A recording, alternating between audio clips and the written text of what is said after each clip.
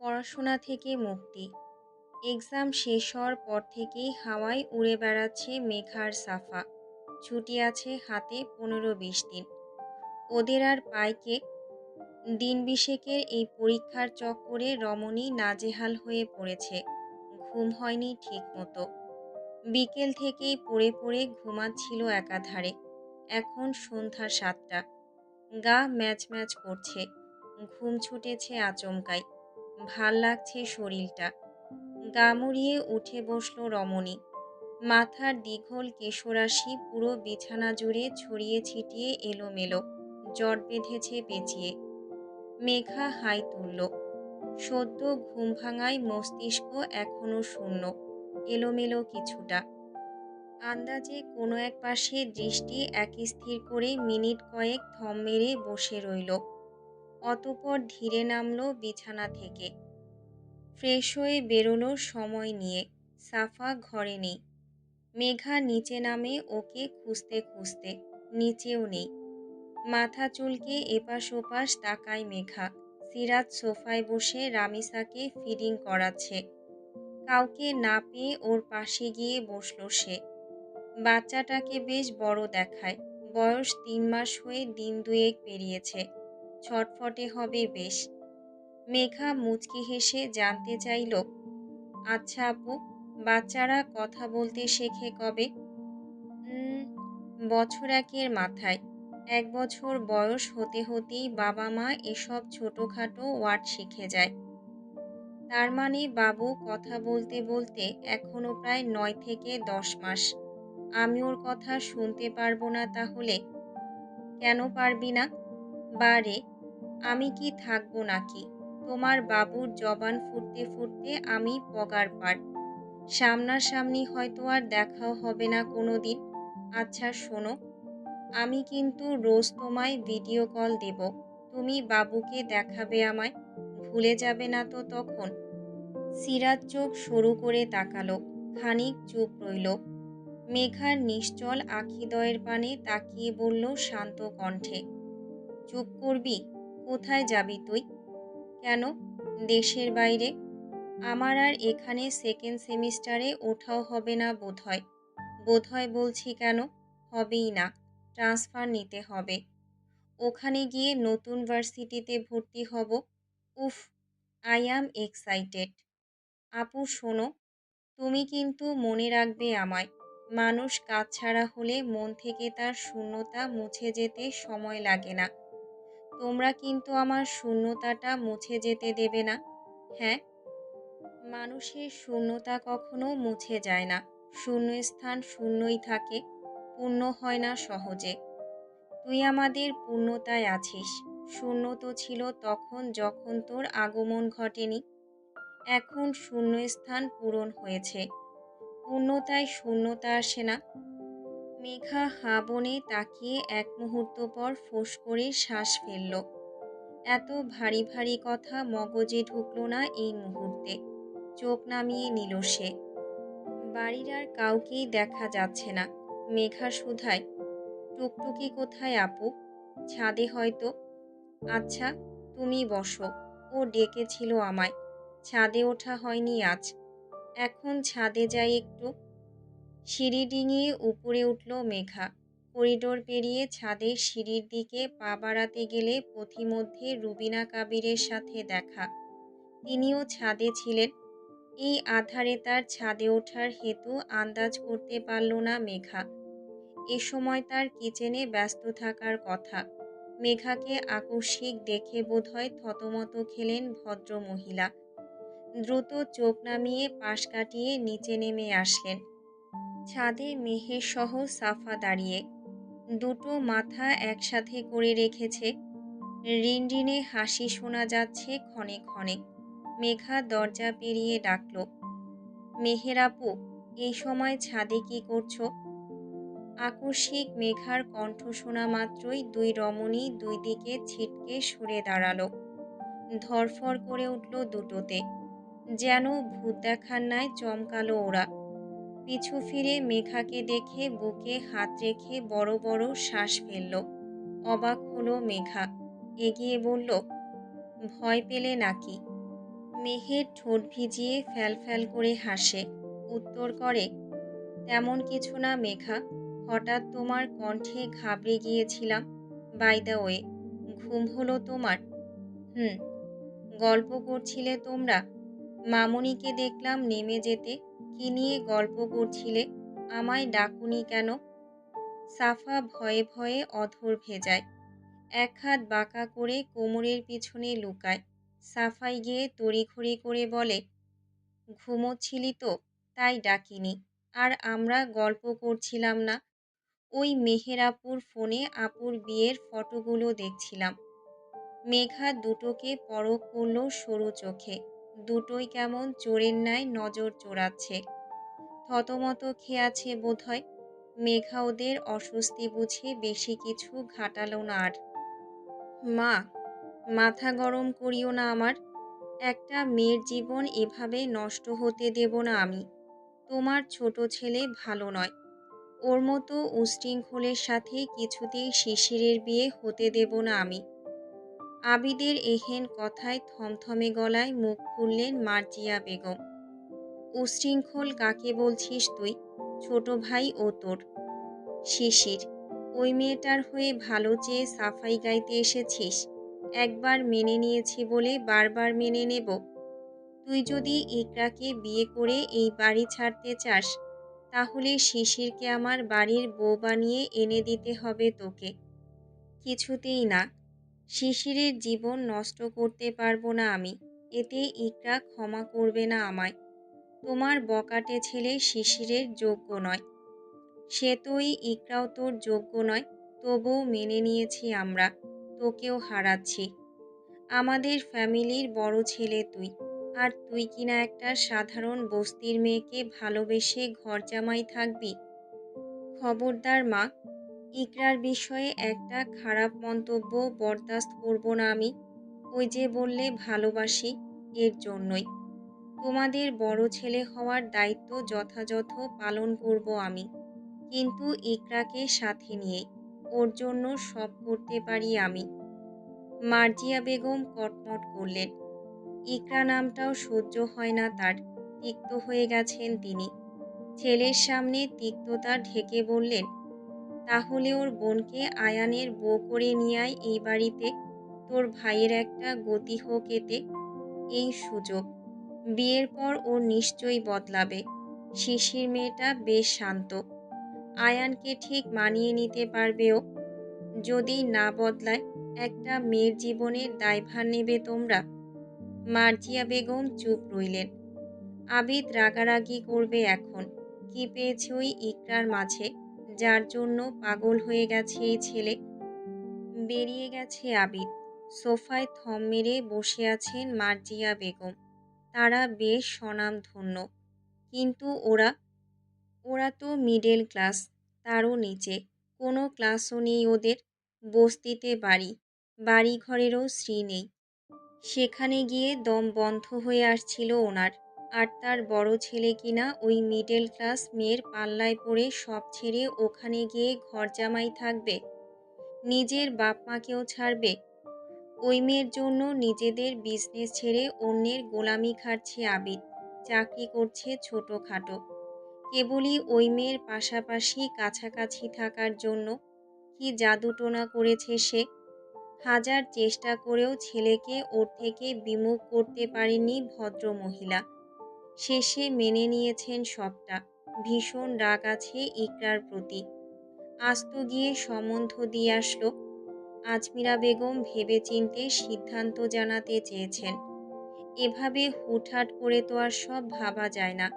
তবে তাকে দেখে মনে হয়েছে তিনি রাজি হবেন বিয়েতে। লোভে পড়ে হলেও রাজি হবেন, এটা মার্জিয়া বেগমের ধারণা। মনে মনে ফুঁসছেন তিনি। হাত মুঠো করে দম খিঁচলেন। যদি কোনোভাবে বিয়েটা হয় তাহলে ওই ইকরাকে ছাড়বেন না তিনি। কান টানলে মাথা ঠিকই আসবে। শিশির যদি এ বাড়িতে থাকে তাহলে ইকরাও আসবে। ছেলেও ফিরে আসবে তার। সব রাগ বর্তাবেন শিশিরের উপর দিয়ে। তার ছোট ছেলে ভালো নয়, বকাটে উশৃঙ্খল। নেশায় টাল থাকে সব সময়। ওরা কি জানবে নাকি? হোক একবার বিয়েটা। মার্জিয়া বেগমের শর্ত বিয়ে হলে দুটো হবে। এক আসরে দুই ভাইয়ের সাথে দুই বোনের বিয়ে। মাঝে পুরো একটা দিন কেটেছে। তখন ঘুমের রাজ্যে তলিয়ে পুরো কাবির ম্যানশন। রাত্রি ১টার কোটা পেরিয়ে ১:৩০টার দৌড়ে। গুমোট নিস্তব্ধ পুরো বাড়ি। ঘর ভরার দুই ঘুমন্ত রমণীর ভারী নিঃশ্বাসে। ঘুমের গভীরতা অনেক দূর। থেমে থেমে শ্বাস পড়ছে বুক চিরে। চার দেয়ালের মাঝে হলদে ক্ষীণ আলো জ্বলছে নিভু নিভু। নিস্তব্ধতার রেশে আকস্মিক কিছু কম্পিত হওয়ার শব্দ হলো। ফোন ভাইব্রেট হচ্ছে। প্রথমবার কেঁপে কেঁপে কেটে গেল। কেউ ফোন করছে। দ্বিতীয়বার আবার করল। ঘুমের ঘোরে বুঝল না মেঘা। মস্তিষ্ক সজাগ হলো না সম্পূর্ণ। দ্বিতীয়বারও গভীর ঘুমের বশে ওভাবেই কেটে গেল ফোনটা। তৃতীয়বার পুনরাবৃত্তি ঘটতেই ঘুমের আচ্ছন্নতায় বিরক্ত হয় একবিংশী। মস্তিষ্ক জেগেছে হালকা। কপালে ঘন ভাঁজ পড়েছে। মুখ বিকৃত হয়ে এসেছে আপনা আপনি। চোখ মেলার শক্তি পেল না। মাঝরাত। ঘুম এখন বড্ড গভীর। বোধশক্তি নেই চোখ খোলার মতো। কোনো রকমের শক্তি জোগালেন রমণী। হাতড়ে বালিশের নিচ থেকে ফোনটা বের করল। কম্পন থামিয়ে রিসিভ করল। আবার ডুবল ঘুমের গভীরে। ফোনের ওপাশেকে দেখার শক্তি নেই। কিয়ৎকাল চলল নীরবতা। অবশেষে ওপাশের জন আধো ভেজা কণ্ঠে ধীরে ডেকে নীরবতা ভাঙল। ইভারা। রমণীর সাড়া নেই। ধ্যানে থাকলে হয়তো এই সম্বোধনে ছলকে উঠত। শিউরে উঠত লোমকূপ। অবাধ্য আবেশে চোখ বুজে আসত আপনা আপনি। তবে আজ আগে থেকেই জমাট বেঁধে বুজে আছে পাপড়ি যুগল। কানে ডাক পৌঁছালো না। লোকটা দীর্ঘ নীরবতা পালন করল। নীরবে থেকে কান খাড়া করে নিভৃতে খুব সন্তর্পণে অনুভব করার চেষ্টা করল একবিংশী গুমোট ভারী শ্বাসের স্পন্দন। কিয়ৎকাল বাদে ডাকল দ্বিতীয়বার। সুইটহার্ট। হুম। এবার বেঘোরেই সহসা উত্তর আসে। হেসে ফেলে রৌদ্র। সুধায় মোলায়েম কণ্ঠে। ঘুমাচ্ছ? হুম। দ্বিতীয় উত্তর অক্ষরে অক্ষরে। যেন এই পর্যায়ে রমণী বাধ্যতা দেখাচ্ছে। সজ্ঞানে এই বাধ্যতা কোথায় উবে যায়। রৌদ্র বলে, একটু ওঠো। কি হলো? উঠছ? আমি অপেক্ষা করছি। ইভারা। এই বেলায় একটু চড়া হলো কণ্ঠ। অগত্যা ধরফরিয়ে উঠে বসে একবিংশী। কান হতে ফোনটা ছিটকে পড়ে যায় খাট ছাপিয়ে মেঝেতে। এলোমেলো হয়ে যায় রমণী। আকস্মিক ঝটকায় চক্কর দিয়ে ওঠে দুর্বল মাথাটা। চোখ খিচে দুই হাতে মাথা চেপে ধরে সে। নিজেকে শান্ত করে সময় নিয়ে। চোখের পাপড়ি ভার। যেন চিপকে আসছে আঠার ন্যায়। কোনো রকমে চোখ খুলল টেনে টুনে। সবটা কেমন গুলিয়ে গেল। কি হলো একটু আগে? ও এভাবে উঠে বসল কেন? ভাবতে গিয়ে ধক করে উঠল। ঘোর ভাঙল। ওই বেপরোয়া লোকটা ডেকেছে ওকে। ফোন কোথায়? ধরফরিয়ে ফোন খুঁজল রমণী। মেঝেতে স্ক্রিনের আলো দেখে নিচে নেমে ফোন হাতে তুলল। কল এসেছে ফোনে। ৮ মিনিট ৩৫ সেকেন্ড চলে। BD number. যা দেখে পুনরায় ছলকে ওঠে একবিংশী। কেমন কম্পন বয় পুরো অঙ্গে। চেনা নাম্বার। তালগোল পাকিয়ে যায় অধৈর্য চিত্তে। ঠোঁট শুকিয়ে আসে মেয়েটার। তড়িঘড়ি করে জিভে অধর ভিজিয়ে কানে ফোন ঠেকায় কেঁপে কেঁপে। হ্যালো। বাইরের দরজা খুলে দে। চাবি নেই আমার কাছে। মানে? কোথায় আপনি? দরজা খুলে দে। কোথায় আছি স্বচক্ষেই দেখতে পারবি। এই বলে মেয়েটাকে হতবম্ব করে ফোন কাটল লোকটা। তাজ্জব বনে পাথরের ন্যায় জমে রইল রমণী। সেকেন্ড কয়েক বাদ দুর্বল পদযুগল উদ্যত করল। ছটফট করে ঘরের দরজা খুলে ছুটল অন্ধকার করিডোরে। আলো জ্বালানোর চিন্তা জাগল না উৎকণ্ঠিত মস্তিষ্কে। গাঢ় অন্ধকার ছাপিয়েই এলোমেলো পায়ে সিঁড়ি বেয়ে নিচে নামল রমণী। ড্রয়িং রুমেও ঘুটঘুটে অন্ধকার। সব আলো নিভিয়ে ঘুমিয়ে পড়েছেন সবাই। এ বাড়ির প্রতিটা কোণা মেঘার নখদর্পণে। সেই অন্ধকারেই আন্দাজে ছুটে গিয়ে দরজা খুলল সদরের। সদরের বাইরে আর প্রধান গেটের কাছে আলো জ্বলছে। সদর খোলা মাত্রই চিকচিক করে উঠল রমণীর দুই চোখ। হাঁপানি রোগীর ন্যায় বড় বড় শ্বাস ফেলতে লাগল সে। ঠিক সামন বরাবর দাঁড়িয়ে বেপরোয়া লোকটা। রমণী খট করে দরজা খোলা মাত্রই চট করে দৃষ্টি তুলেছে। বাড়ির ভেতরটা অন্ধকার। মেঘাকে দেখতে পেল না তার তৃষ্ণায় পীড়িত নয়ন জোড়া। এতেই যেন ছটফটানি বাড়ল। মরিয়া হয়ে উঠল সে। বেপরোয়া লোকটা দ্রুত হাতে ফোনের ফ্ল্যাশ জ্বালালো। ফোন উঁচিয়ে আলো তাক করল রমণীর পানে। আচমকা তির্যক আলো পেতেই মুখের উপর হাত ঠেকিয়ে চোখ আড়াল করল রমণী। ফ্ল্যাশের সাদাটে আলো রোধের সাথে সাথে রোধ করল বেপরোয়া যুবকের আকুল দৃষ্টিযুগল। ভেতরে ঢুকে আসলো রৌদ্র। মেঘা পিছিয়ে যায়। মুখের উপর থেকে হাত সরিয়ে পিট পিট করে তাকায়। আলো আঁধারের মিলেমিশে চোখাচোখি হয় দুই জোড়া ব্যাকুল অক্ষি যুগলের। এতেই পেরোয় সেকেন্ড কয়েক। রমণী এলোমেলো। যুবকের দৃষ্টি স্থির। দেখল আজ কতদিন বাদ। অস্থিরতা রুখে চেয়ে রয়েছে স্থির দৃষ্টিতে। সেভাবে তাকিয়ে থেকেই সদরের দরজা ঠেলে বন্ধ করল এক হাতে। চোখে পলক ফেলে মুখ খুলল নীরবতা ছেদ করে। ডিস্টার্ব করলাম? রমণী নিশ্চুপ। বাক হারিয়েছে সে। আকস্মিক লোকটা ফিরে আসলো।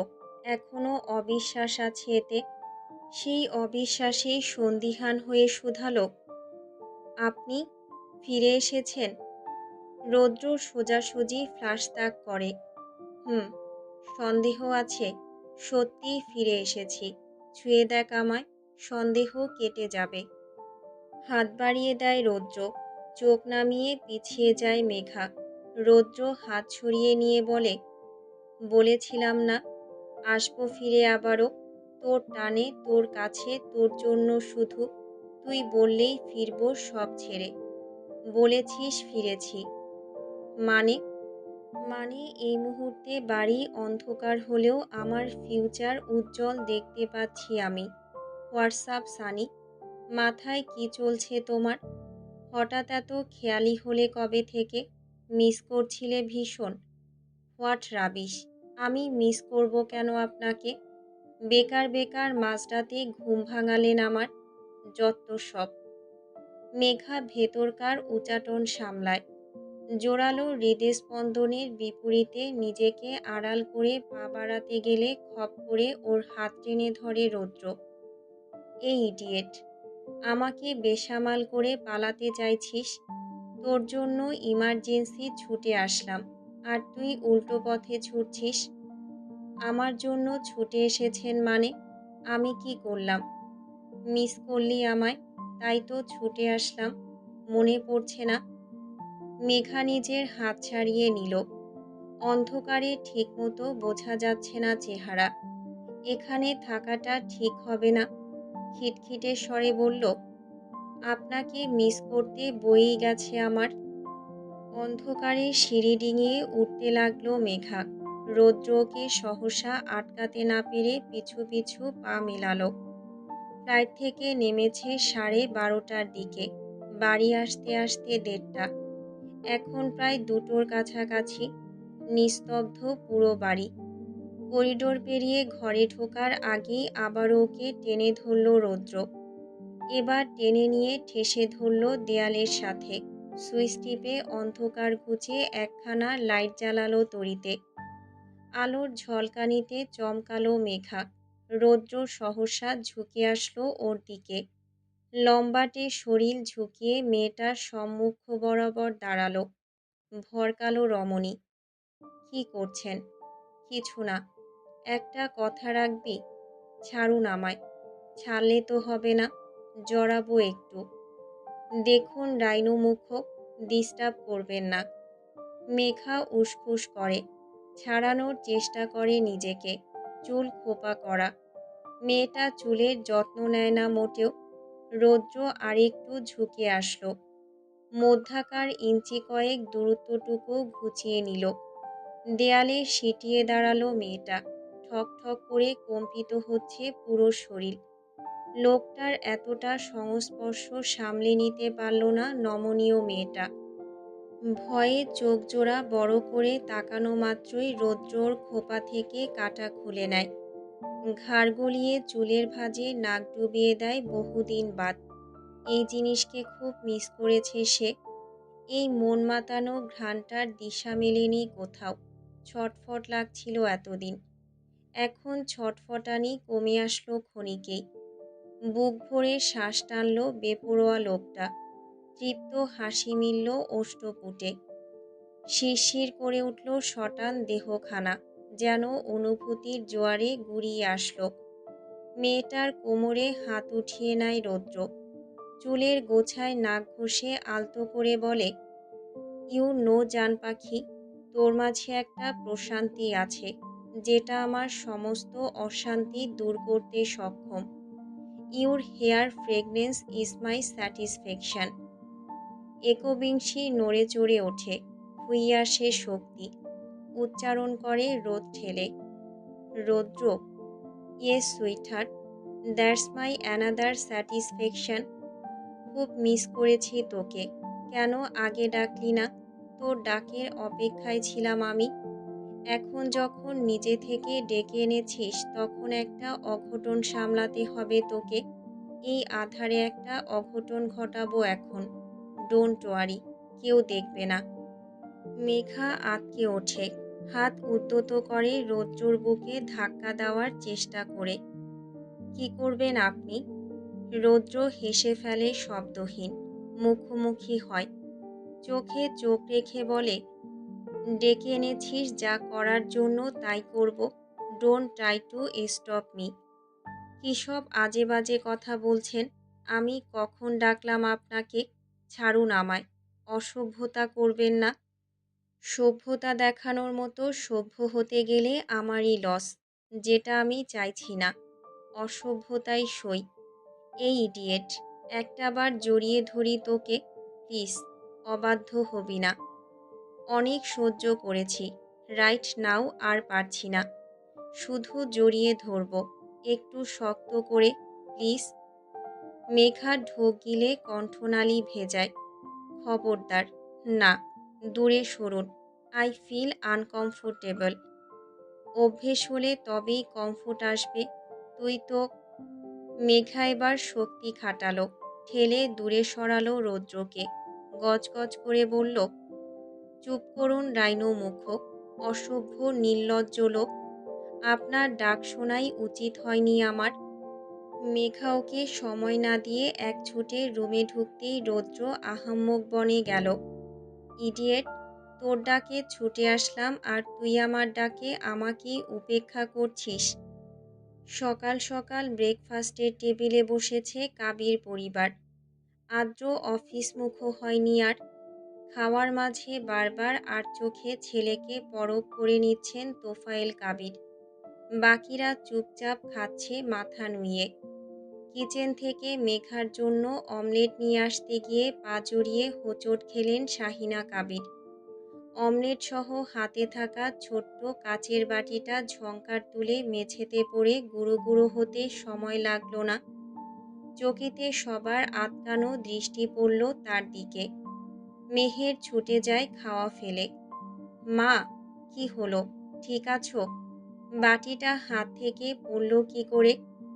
হাত পিছলে পড়ে গেছে, আশ্বস্ত করলেন শাহিনা কাবির। আমি ঠিক আছি, পা বাড়াস না। কাজ আছে এদিকে। তুই খেতে বস, আমি কাজ তুলে নিচ্ছি। তুমি যাও, আমি তুলে নিচ্ছি। শাহিনা কাবির ওকে বাধা দিতে গেলেন। তার আগেই হুট করে দৃষ্টি পড়ল সিঁড়ির দিকে। অমনি আতকে চোখ বড় হয়ে আসলো তার। মুখ ফাঁক করে অবিলম্বে চোখজোড়া বৃহৎ হয়ে আসলো। রৌদ্রের আসার খবর এখনো অজানা, অজ্ঞাত সকলে। সেই রৌদ্রই নিচে নেমে আসছে টলতে টলতে। সবার আগে শাহিনা কাবিরের চোখে পড়ল সে। অমনি অবাক স্বরে উচ্চারণ করলেন শাহিনা কাবির, রৌদ্র।